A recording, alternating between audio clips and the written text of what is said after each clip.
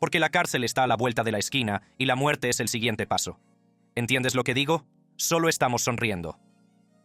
Parece que la profecía siniestra del padre de Lil Bibi se ha hecho realidad. Después de que su propio equipo lo delatara y su propio padre lo traicionara en el tribunal, se rumorea que K-So acaba de ser asesinado en la cárcel. ¿Está Sexto Block vengándose? Están pasando muchas cosas. Déjame explicártelo. El ascenso y la caída de un rey del drill de Jacksonville. Ahora, para aquellos de ustedes que no estén familiarizados con la escena de Jacksonville, déjenme describírselos. Jacksonville, Florida, en el condado de Duval, ha sido cuna de algunos de los raperos de drill más duros del panorama actual. Estamos hablando de tipos como Youngin Ace, Julio Fulio, Spina Benz y por supuesto nuestro protagonista de hoy, K-So. Pero esto no es solo música, se trata de una guerra que lleva años devastando las calles de la ciudad y dejando a su paso cadáveres, familias destrozadas y comunidades destruidas. Hakeem Armani Robinson, ese es el nombre real de K-So, nació alrededor de 1998 o 1999, lo que le hace tener solo 26 años en este momento. Verán, no se trata de un chico que eligió el camino equivocado, sino de un joven que heredó un legado de criminalidad. Su padre, Abdul Robinson Sr., conocido como Blue, ha sido señalado por la policía como el líder de ATK, Ace's Top Killers, un grupo que las fuerzas del orden consideran una violenta organización de narcotraficantes vinculada a más de 15 asesinatos. Tienes que entender que el padre de K-So ha matado. Este negro siempre ha sido así. No te metas con él. Este negro no trabajaba en un taller de coches. Déjenme explicarles el árbol genealógico, porque entender estas conexiones es fundamental para comprender la profundidad de esta tragedia. Willie Addison, conocido como Boss Gun, era el medio hermano de K-So. Este tipo acababa de salir de la cárcel tras cumplir 10 años por robo y perjurio, cuando su vida se truncó en enero de 2019. Lo mataron a tiros a la salida del Paradise Gentlemen's Club, y, según la calle y la fiscalía, este asesinato fue la chispa que encendió la mecha de todo lo que vino después.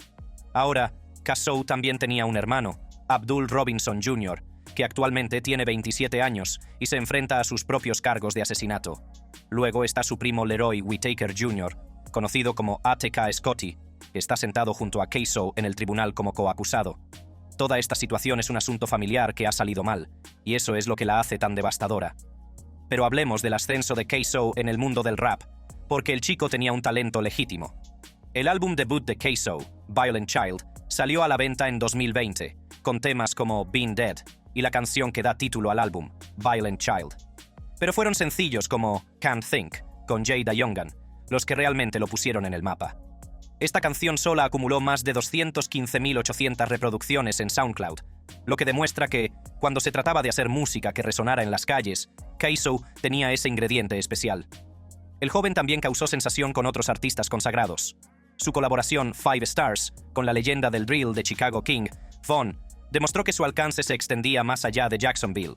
Estaba conectando con el movimiento drill más amplio que estaba conquistando el hip hop. Canciones como Step on Some, con Jada Youngan, acumularon 1,3 millones de reproducciones en SoundCloud, lo que demostró que K-So no era solo otro rapero local, sino que tenía el potencial para triunfar a nivel nacional. Pero aquí es donde las cosas se oscurecen, y esto es lo que diferencia la historia de K-So de la típica historia de éxito. Su música no solo estaba inspirada en la vida callejera, sino que, según los fiscales, era un confesionario. Temas con títulos como Dead Ops y letras que supuestamente hacían referencia a asesinatos concretos se convirtieron en la base del caso contra él. La pieza más controvertida fue la portada de su álbum BB Out. Esta portada mostraba imágenes de rivales fallecidos, entre ellos Adrian "BB" Gaynor Jr., de 16 años, primo de Julio Fulio y miembro de la banda rival KTA. Lo que finalmente le pasó a tu amigo BB. Hermanito, él era como esta mentira. Es mi pequeño gemelo. Ya sabes, los tengo tatuados en la cara. Es mi pequeño hermano. El hecho de que un hombre adulto pusiera la foto de un joven de 16 años muerto en la portada de su álbum y luego rapeara sobre fumar a BB, demuestra lo tóxica que se había vuelto toda la situación. La escena drill de Jacksonville, de la que formaba parte K-So, no era solo música. Era una auténtica guerra entre dos facciones que utilizaban el rap como propaganda y como prueba contra el otro. La rivalidad entre 8K, Ace's Top Killers, y KTA, Kill Them All, ha causado más de 20 muertes desde 2018. lo que la convierte en una de las disputas más sangrientas de la historia del hip hop moderno. Todo empezó a estallar en junio de 2018, cuando miembros de KTA presuntamente emboscaron a Youngin Ace y su pandilla en un hotel de Georgia. Mataron al hermano de Ace, Trevon Bullard, y a otras 2 personas, mientras que el propio Ace sobrevivió a pesar de recibir 8 balazos. Ese ataque desencadenó un ciclo de represalias que acabaría consumiendo la vida de K-So. Pero el acontecimiento que realmente selló el destino de K-So ocurrió en enero de 2019. Su medio hermano, Boss Gun, fue asesinado a las puertas del Paradise Gentlemen's Club. Y según la fiscalía, esto fue lo que convirtió a K-So de rapero en presunto asesino. En las calles se decía que KTA era responsable de la muerte de Boss Gun, y, según el código de la calle, eso significaba que alguien tenía que pagar. El drill de Jacksonville funciona de manera diferente a otras escenas. Estos artistas no solo hablaban de violencia ficticia, sino que utilizaban sus plataformas para burlarse de rivales muertos y glorificar asesinatos reales. Es como si hubieran convertido toda su vida en un reality show en el que las consecuencias eran la vida o la muerte. Y, por desgracia para K-So, las cámaras nunca dejaron de grabar. La carrera de K-So se vio truncada cuando fue arrestado en marzo de 2020 por el asesinato de Adrian Bibi Gaynor Jr. en febrero de 2019, y luego nuevamente en septiembre de 2020 por el asesinato de Charles Lil Buck McCormick Jr. en enero de 2020. No se trató de asesinatos aleatorios, sino que, según los fiscales, fueron actos calculados de venganza en la guerra entre ATK y KTA. La primera víctima, Bibi, tenía solo 16 años. Piénsalo por un momento. Un chico de 16 años, el hijo de alguien, se vio envuelto en los asuntos de los adultos y presuntamente asesinado por alguien que apenas era un adulto. El tiroteo tuvo lugar en Hilltop Village Apartments, donde Bibi estaba sentado en una glorieta cuando 2 hombres enmascarados se acercaron presuntamente con rifles semiautomáticos. Entro en Facebook y veo que acaban de matar a un chico en Hilltop, como de 16 años, y yo digo, joder, sí, llevaba un uniforme o un jersey gris y una camisa burdeos. Y yo digo, Dios mío. Y cuelgo el teléfono, y uno de mis hermanos entra en casa y me dice, hermano, dicen que Bibi ha muerto, hermano. Lo que hace que toda esta situación sea aún más retorcida es como K-So supuestamente lo celebró después. Hizo la portada del álbum Bibi Out, con la foto del niño muerto, y sus letras hacían referencia constantemente a fumar a Bibi. Incluso si hablamos de expresión artística, hay algo profundamente perturbador en que un hombre adulto celebre la muerte de un joven de 16 años en su música. El segundo asesinato, el de Lil Buck, fue igualmente trágico, pero por diferentes razones. Charles Lil Buck McCormick Jr. tenía 23 años y había compuesto una canción en la que se burlaba de la muerte de Boss Gun. Según los fiscales, esta canción fue lo que motivó a K-So y a su pandilla a darle caza. El presunto asesinato tuvo lugar en Dames Point Plaza en enero de 2020, exactamente un año después de la muerte de Boss Gun. Los fiscales afirman que K-So y sus cómplices utilizaron registros públicos para localizar la dirección de Lil Buck, lo acecharon y luego lo emboscaron en la plaza. Tras el tiroteo, presuntamente huyeron en un coche robado, lo que dio lugar a una persecución a alta velocidad que terminó en un accidente. Ahora es cuando la historia de K-So se convierte en una advertencia sobre el poder de las redes sociales y la autoincriminación. En lugar de guardar silencio tras estos presuntos asesinatos, K-So siguió alardeando de ellos en su música y en las redes sociales. Publicó fotos de Lil Buck con leyendas como «Adiós», y siguió haciendo referencia a ambas víctimas en sus letras. Pero ni siquiera por su situación, sino por los raperos. Así es como la gente se ve envuelta en estos casos hoy en día, por internet, ¿sabes? Esto nos lleva a uno de los aspectos más controvertidos del caso de K-So, el uso de letras de rap como prueba en juicios penales. Se trata de una práctica criticada por juristas y defensores del hip hop por su sesgo racial, ya que la música rap se utiliza de forma desproporcionada contra los acusados en comparación con otros géneros. Pero en el caso de K-So, los fiscales argumentan que sus letras no eran solo expresión artística, sino confesiones. Canciones como K-So Homicide y publicaciones en redes sociales en las que se burlaba de sus presuntas víctimas se convirtieron en pruebas clave de la investigación. La pregunta es, ¿dónde está la línea entre la expresión artística y la autoincriminación? A continuación, vamos a profundizar en los juicios, las pruebas y, lo más importante, vamos a hablar del momento que conmocionó al mundo del hip hop, cuando el propio padre de K-So subió al estrado e identificó a su hijo como asesino. La traición familiar y el juicio que sacudió al hip hop. K-So, lleva encerrado en la cárcel del condado de Duval desde el 10 de septiembre de 2020, acusado de 2 cargos de asesinato en primer grado que podrían condenarlo a cadena perpetua. Y déjame decirte que su estancia entre rejas no ha sido fácil. Su abogado, Chris DeCoste, ha estado luchando contra el sistema penitenciario por las condiciones de alojamiento de Ka-So, alegando que su cliente ha sido recluido en lo que ellos denominan un pabellón de salud mental sin justificación alguna.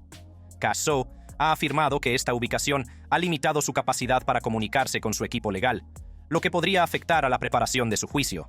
Incluso alegó que los funcionarios de prisiones lo golpearon en 2020, y supuestamente hay imágenes de vídeo de este incidente. Pero los funcionarios de la cárcel niegan la mayoría de estas acusaciones, alegando que solo se le están aplicando los protocolos de investigación habituales.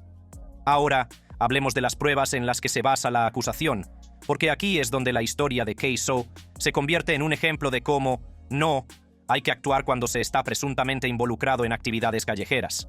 En primer lugar, tenemos la autoincriminación a través de la música. Los fiscales están utilizando canciones como Ka-So Homicide y BB Out como pruebas clave. Argumentan que Ka-So no solo estaba haciendo música, sino que estaba confesando asesinatos y luego distribuyendo esas confesiones a millones de personas en plataformas de streaming. La portada del álbum BB Out ya es bastante perjudicial. Poner fotos de rivales muertos en la portada de tu álbum y luego rapear sobre fumárselos es el tipo de movimiento que facilita el trabajo de los fiscales. Pero la cosa empeora si se tiene en cuenta que uno de esos rivales era un chico de 16 años. Luego están las publicaciones en las redes sociales. Ka-So supuestamente publicó fotos de Lil Buck con leyendas como Adiós y otras publicaciones que parecían celebrar los asesinatos. En la era digital actual, las redes sociales son básicamente un diario que todo el mundo puede leer y, por desgracia para Ka-So, los fiscales lo están leyendo como si fuera una carta de confesión. Pero las pruebas físicas son lo que realmente complica las cosas. En el caso de Lil Buck, los investigadores encontraron la huella dactilar de Ka-So en una pistola Glock que se dejó en el Nissan Altima robado que se utilizó como coche de huida. También tienen imágenes de la cámara del salpicadero del tiroteo y un análisis forense en 3D que supuestamente coincide con la altura y la complexión del tirador con Ka-So. Pero quizás la prueba más perjudicial proviene de las personas que supuestamente eran más cercanas a Ka-So, su propia pandilla. Dominic Butta Barner, quien supuestamente fue el conductor de la huida en el asesinato de Lil Buck, delató a Ka-So y aceptó un acuerdo con la fiscalía. En lugar de enfrentarse a cadena perpetua, Barner se enfrenta a un máximo de 20 años a cambio de su testimonio. El testimonio de Barner fue detallado y perjudicial. Contó al tribunal cómo utilizaron la página web del secretario del condado de Duval para encontrar la dirección de Lil Buck, cómo lo acecharon y cómo Ka-So supuestamente persiguió a Lil Buck por el edificio mientras disparaba varios tiros. Describió la persecución a alta velocidad que siguió, el accidente y cómo abandonaron las armas antes de que el padre de Ka-So viniera a recogerlas. Ahora bien, el testimonio de Barner es problemático por varias razones. En primer lugar, es un testigo colaborador que tiene mucho que ganar con su testimonio. En segundo lugar, la defensa ha estado atacando su credibilidad, señalando que es esencialmente un testigo pagado que está obteniendo una reducción de la pena a cambio de su historia. Pero la fiscalía argumenta que su testimonio está corroborado por pruebas físicas y otros testigos. La estrategia de la defensa ha sido interesante de ver. El abogado de Ka-So, Christopher DeCoste, ha argumentado que las pruebas son en gran parte circunstanciales y que los fiscales están malinterpretando la expresión artística como un hecho literal. DeCoste ha señalado la hipocresía de utilizar las letras de Ka-So en su contra y no tratar de la misma manera la canción de Lil Buck. Charles McCormick, según su leal saber y entender, ¿estaba rapeando sobre algo en lo que nunca estuvo involucrado? Por lo que yo sé, no puedo decir que tuviera nada que ver con el asesinato. No se puede decir que estuviera involucrado. Entonces está bien para Charles McCormick, pero no para mi cliente.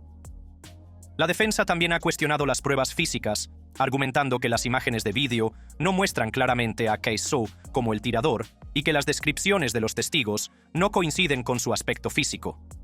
Han señalado discrepancias, como que los testigos describen al tirador como una persona de alrededor de 1,70 metros, mientras que Ka-So mide más de 1,80 metros.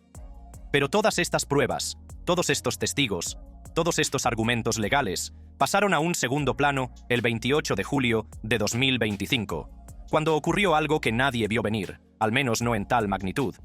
Ese día, Abdul Robinson Sr., el propio padre de caso, subió al estrado y prestó un testimonio que conmocionó al tribunal y a la comunidad hip hop. Abdul Sr., de 53 años y presunto líder de la banda ATK, había sido acusado de complicidad tras el asesinato de Lil Buck. Se enfrentaba a la posibilidad de cadena perpetua por ayudar presuntamente a sus hijos a escapar tras el tiroteo y por deshacerse de pruebas como las armas de fuego. Pero Abdul Sr. hizo un pacto con el diablo. Accedió a cooperar con la fiscalía a cambio de una reducción de la pena. En lugar de cadena perpetua, se enfrenta a un máximo de 20 años. El hombre citó varias razones para su cooperación. Tengo varias razones. ¿Cuáles son? Tengo algunos problemas de salud. Tengo 2 hijos de 6 años y una hija de 8. Y, ya sabes, cuando mi hija de 8 años me preguntó cuándo iba a llevarla al baile de padres e hijas. Continuó. Cuando me pregunta cada año cuándo voy a llevarla, y yo sigo decepcionándola. Luego, mi hijo de 6 años me preguntó si iba a ir a sus partidos de fútbol, si iba a llevarlo a pescar. Mi otro hijo de 6 años me preguntaba cuándo iba a ir a verlo. Me suplicaba, por favor, ven a verme, papá. Pero el momento más devastador llegó cuando los fiscales le mostraron a Abdul Sr. las imágenes de la cámara del tablero y las cámaras de vigilancia del tiroteo de Lil Buck. Cuando le preguntaron si podía identificar al tirador enmascarado del video, Abdul Sr. miró directamente a su hijo y dijo: «Mi hijo». Lo confirmó de nuevo cuando le mostraron una imagen fija. «Es mi hijo, Hakim». Según se informa, la sala del tribunal quedó en silencio mientras se reproducía el vídeo. Allí estaba un padre, mirando a los ojos a su propio hijo e identificándolo como un asesino.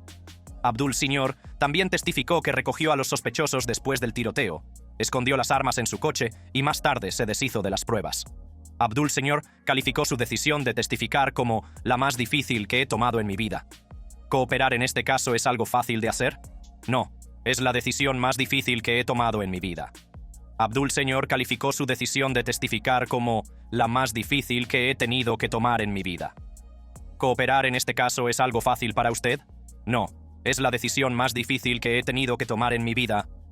Durante el contrainterrogatorio, la defensa intentó atacar los motivos y la credibilidad de Abdul Sr. Señalaron que su acuerdo con la fiscalía le obligaba a identificar a KSO y que, sin esta cooperación, se enfrentaría a cadena perpetua. Cuando se le preguntó por dar prioridad a sí mismo, Abdul Sr. admitió el aspecto de la autopreservación. El amor propio primero, ¿no? La reacción a este testimonio fue inmediata e intensa. Las redes sociales estallaron con comentarios sobre la traición definitiva y debates sobre la lealtad familiar frente a la responsabilidad. Las publicaciones en X, antes Twitter, lo calificaron de desgarrador y al señor Abdul de el peor padre del mundo. La comunidad del hip hop se dividió. Algunos lo vieron como un padre que enseñaba a su hijo sobre las consecuencias, mientras que otros lo consideraron como la peor forma de delación. Pero quizás la reacción más contundente vino de otro rapero que sabe algo sobre la lealtad y la calle. Boosie Badass, la leyenda de Luisiana, tuvo palabras muy duras sobre la decisión de Abdul Sr. de testificar. Boosie se enfureció cuando habló de la situación. Entonces, el papá no es ningún jodido. ¿Crees que es un entrenador de campamento? El padre de Keisu es un jodido. Le gusta eso. Le gusta ser así. Siempre ha sido así. Boosie fue aún más duro. Ahora mismo se están riendo de ti mientras se toman cervezas y chupitos. Estamos haciendo que ese hijo de puta se vuelva contra su propia semilla. Está volviéndose contra su propio hijo. Luego lo matarán cuando vuelva al backstage y nosotros lo dejemos salir. Cuando le preguntaron qué haría él en la misma situación, Boosie fue claro. Si tu propio hijo te involucrara en un asesinato que él ha cometido, cumplirías 30 años por tu hijo. Si me condenan, sí. Si no hablamos, ¿qué han hecho? ¿Qué coño? Que hagan su trabajo. La reacción de Boosie representa la mentalidad callejera de la vieja escuela de no cooperar nunca con las fuerzas del orden, especialmente contra tu propia familia. Pero la situación de Abdul Sr. representa la realidad a la que se enfrentan muchas personas cuando se enfrentan a una vida en prisión y tienen hijos pequeños que los necesitan. El testimonio también sacó a relucir otro elemento trágico de esta historia. Abdul Sr. describió con emoción cómo sostuvo a su hijo Boss Gun mientras moría en 2019. No quería que sintiera que moría solo. Este momento humanizó a un hombre que había sido descrito como un líder de una banda y mostró el dolor que todo este ciclo de violencia había causado a la familia. El 29 de julio de 2025, El Estado cerró el caso tras 5 días de testimonios. La Fiscalía había presentado sus pruebas, los informes forenses, los testimonios de los testigos, las publicaciones en las redes sociales, las letras de las canciones de rap y, lo más perjudicial de todo, la identificación por parte del propio padre de caso. La defensa comenzó a presentar su caso, llamando a testigos para rebatir la versión de la Fiscalía. Intentan crear dudas razonables sobre la identificación, cuestionar la fiabilidad de los testigos que cooperan y argumentar que los fiscales están malinterpretando la expresión artística como una confesión criminal. Pero el daño causado por el testimonio de Abdul Sr. podría ser irreversible. En un caso que ya se basaba en pruebas circunstanciales y testimonios de testigos, que el propio padre del acusado lo identificara como el asesino es el tipo de momento que puede decidir un juicio. Pero esta historia aún no ha terminado. A continuación, hablaremos de lo que significa este caso para el hip hop, las cuestiones más amplias que plantea el uso de letras de rap como prueba y lo que le depara el futuro a K-So y a la escena drill de Jacksonville. Cuando el hip hop se convierte en prueba y las familias se desmoronan, la realidad es que la historia de K-So representa una tormenta perfecta de todo lo que está mal en la interacción entre las calles, la industria musical y el sistema judicial en 2025. Vivimos en una época en la que tus publicaciones en Instagram pueden convertirse en pruebas, las letras de tus canciones de rap pueden utilizarse como confesiones y tus propios familiares pueden elegir su libertad por encima de tu lealtad. Empecemos por lo más evidente, el uso de letras de rap como prueba en juicios penales. Esto no solo le está pasando a K-So, es un problema nacional que afecta a cientos de jóvenes artistas, en su mayoría hombres negros, en todo el país. Las investigaciones muestran que las letras de rap se han utilizado como prueba en casi 700 casos desde finales de la década de 1980, y el patrón es preocupante. Los estudios han descubierto que, cuando se etiquetan letras violentas idénticas como rap frente a country o rock, los jurados tienden a considerar las letras de rap como literales y ofensivas. Esto sugiere que existe un sesgo racial y cultural arraigado en la forma en que interpretamos las diferentes formas de expresión artística. Juristas como la profesora Andrea Dennis, de la Universidad de Georgia, han descubierto que el rap se utiliza de forma única para evocar prejuicios contra los acusados, ya que las letras violentas del rap se consideran pruebas más creíbles de intención criminal que contenidos similares en otros géneros. Se trata del mismo sistema que rara vez cuestiona si Johnny Cash realmente disparó a un hombre en Reno solo para verlo morir, pero que utiliza las letras de un joven rapero negro como prueba de que cometió un asesinato. En el caso de K-So, la Fiscalía ha convertido su música en el eje central de su argumentación. Canciones como K-So Homicide y publicaciones en redes sociales se presentan no como expresión artística, sino como confesiones. El problema es que este enfoque ignora la naturaleza hiperbólica del hip hop y la tradición de fanfarronería que ha formado parte de esta cultura desde sus inicios. Pero aquí es donde el caso de K-So se complica. A diferencia de muchos otros casos en los que se utilizan letras como prueba, la música de K-So supuestamente hace referencia a hechos y víctimas concretos del mundo real.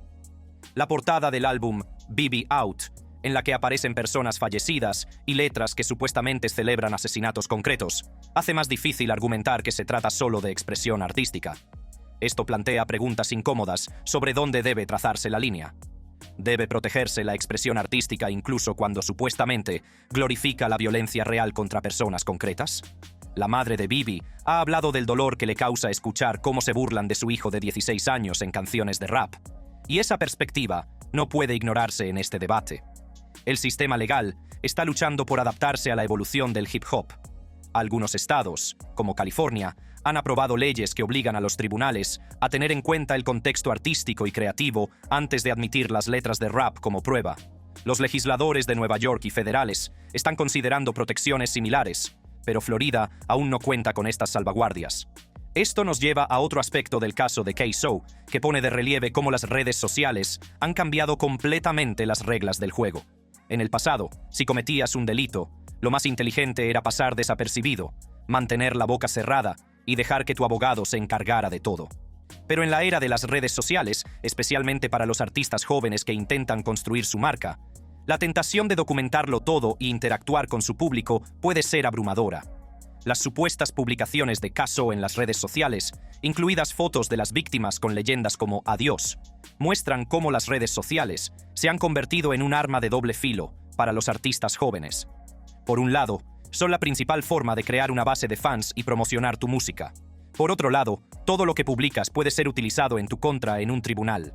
La escena drill de Jacksonville, de la que formaba parte K-Soul, representa el extremo de este problema.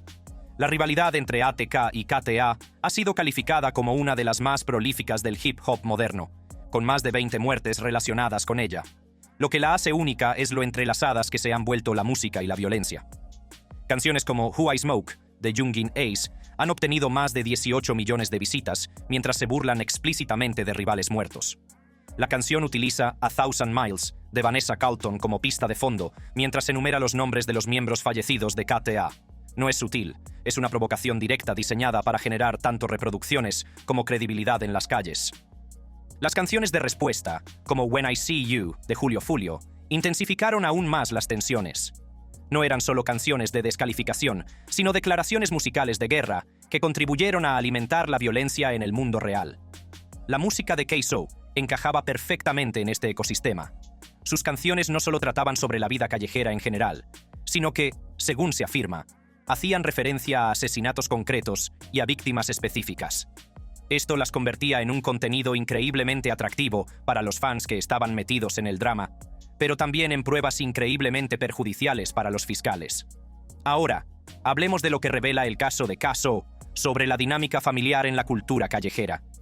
La imagen de Abdul Sr., identificando a su hijo como un asesino, se ha convertido en icónica, pero también representa una ruptura más amplia de los códigos tradicionales de la calle y la lealtad familiar.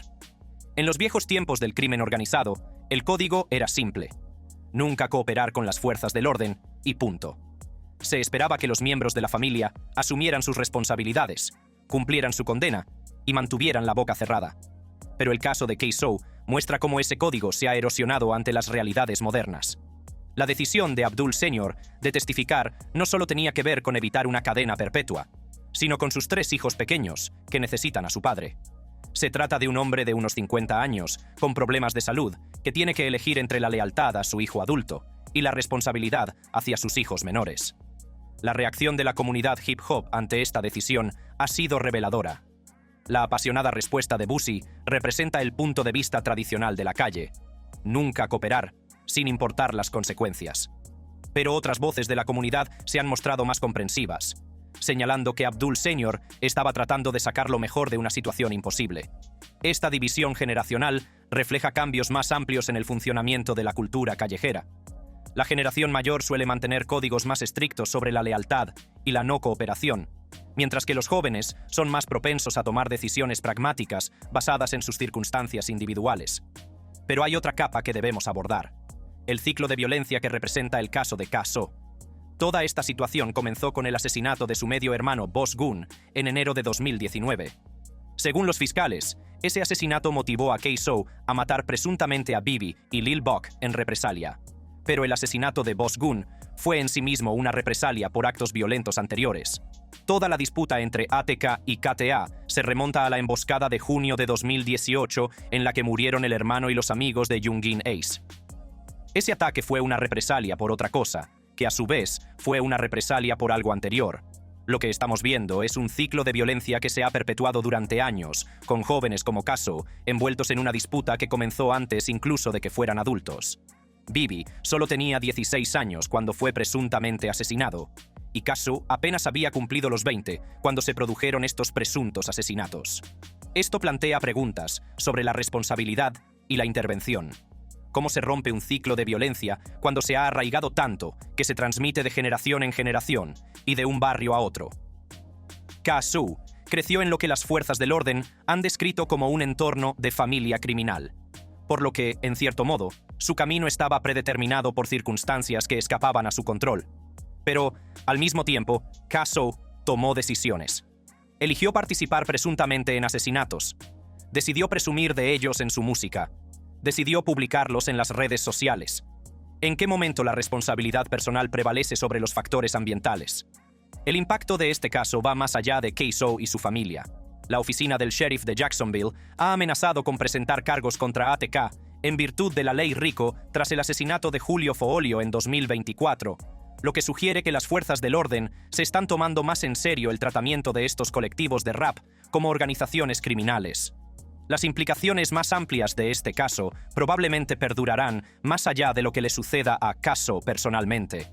Su historia se ha convertido en una advertencia sobre los peligros de mezclar la credibilidad callejera con las redes sociales, los riesgos de utilizar la violencia real como contenido y las devastadoras consecuencias cuando la lealtad familiar se rompe bajo la presión legal.